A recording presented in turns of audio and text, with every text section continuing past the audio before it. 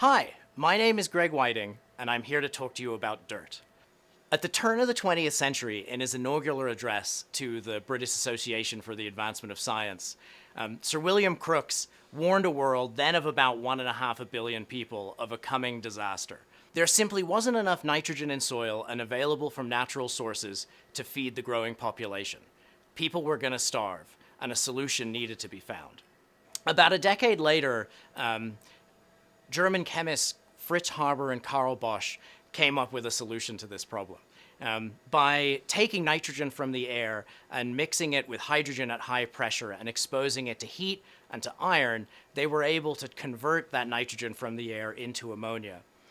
Today, the Haber-Bosch process is mostly used to create chemical fertilizers, and it's extremely important to life on Earth. There are billions of people today that we wouldn't be able to feed without it. So there are also some drawbacks to this really important and incredibly successful technology. Fertilizer can be expensive for some farmers. Its excess use can cause soil and environmental degradation. And it uses lots of energy, tons of energy. In fact, it uses about 1% of the total energy we use in the world. So you can see that it's important that we carefully manage nitrogen in soil. But it's not just nitrogen. There are other inputs that we want to control too. Things like water or other nutrients. And we also want to manage the amount of carbon in the soil or even the soil microbiome. So understanding what's happening in soils in real time would be really useful in order to optimize the amounts and types of inputs we add to grow food even more efficiently and to ensure overall soil and environmental health.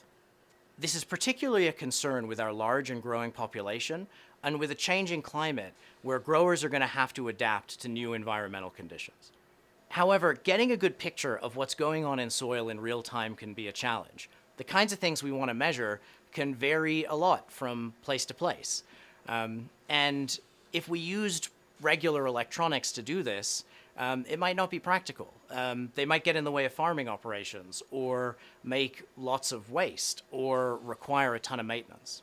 My research group at the University of Colorado Boulder is working with collaborators in the US and around the world in order to develop new instruments that can be used by soil scientists or agronomists or farmers in order to better understand and manage the soils that they work with.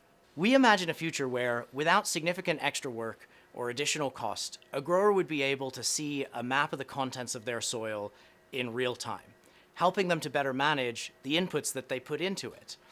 And ultimately to also receive feedback on the things that they're putting into the soil after they do it, allowing them more precise control.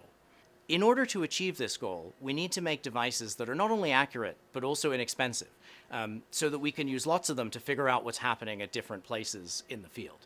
Since we need a lot, they need to be maintenance-free, they need to not get in the way of farming operations, and they really need to be generally compatible with the environment that they're in. In order to do this, we manufacture our sensors using printing techniques. This allows us to make large amounts economically that can be used to cover very large areas in a field. And what's really cool is that we can use unusual materials to do this. Sometimes we build our sensors out of biodegradable materials. This allows them to be put on a field and operate for a while, and then when they're no longer needed, they simply degrade away, and for the next growing season, we can apply new ones. In addition, we can even take these sensors and implant them directly into plants, so we can see what's happening inside the plant itself as well. Dirt is something that we're all familiar with, and it's everywhere. And it may not be something that we think about all the time, but it's critical to life on Earth. In my lab, we're working on creating new instruments to better understand the dynamic changes that are happening in soil. And we're super excited to be working with creative farmers and scientists to help to ensure that soils, the environment, and people can remain healthy and safe for a long time into the future.